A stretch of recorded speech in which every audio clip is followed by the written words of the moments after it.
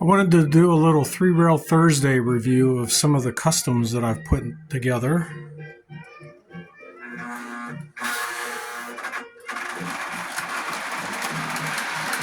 And you guys remember this one, fairly recent, a Pennsylvania Railroad GP7 that started out as a Burlington GP7 post-war, and I painted it and got it decaled up. Looks pretty good.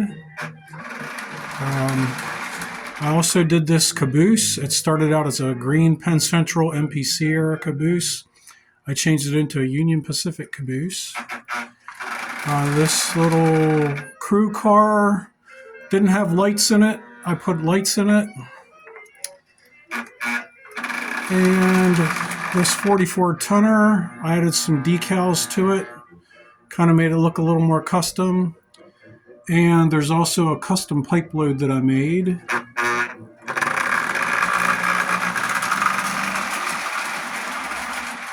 Let's just move those over there. And this is my conception of what a pre-war DD1 would look like for Lehigh Valley. It started life as a Lionel 610, I believe, Pullman car. And it has a Marx motor in it. And then these 807, 808 Lionel Lines cars, I painted the roof on them. They were in pretty bad shape. And then this is another 610 Lionel Pullman that I bought, and it was in pieces, and I decided to kind of fix it up. I basically just had to put everything together, wire up the lights. I used Scotch tape for the window shades, for the windows, but I think I'm going to change it to clear. I think it might look a little better. And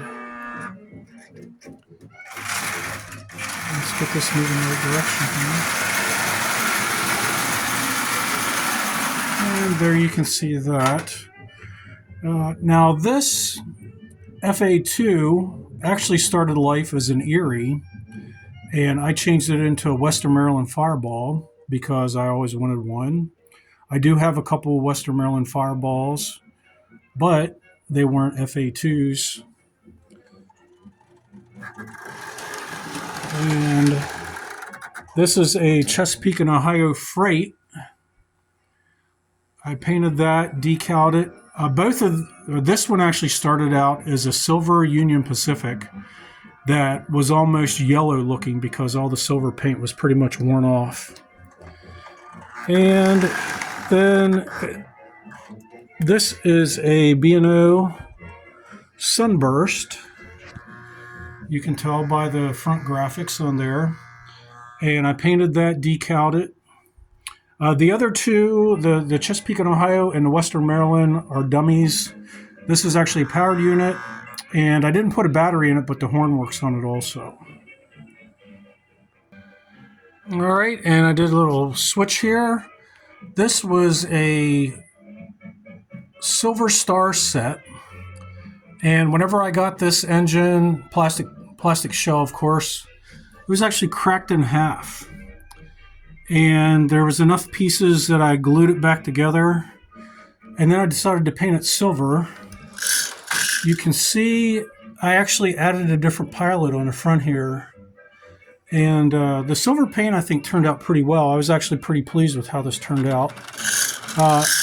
It could have a smoke unit, and I actually put one in for the headlight, but the smoke unit I put in came out of an engine that it wasn't working on, so it smokes very little.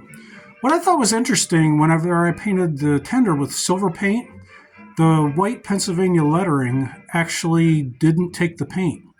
So I just left it like that, and you can see I left the cold load black. And this is one of those rattle tenders. And then this was actually the first custom that I did.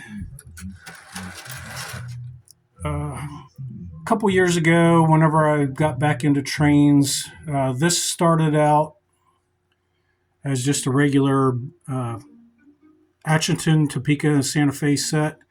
I decided to kind of spruce it up a little bit, give it a different paint scheme. And it was actually my first attempt at painting to see how this would all kind of turn out. So I just wanted to kind of show you my customs, and I hope you enjoyed this on 3 Rail Thursday.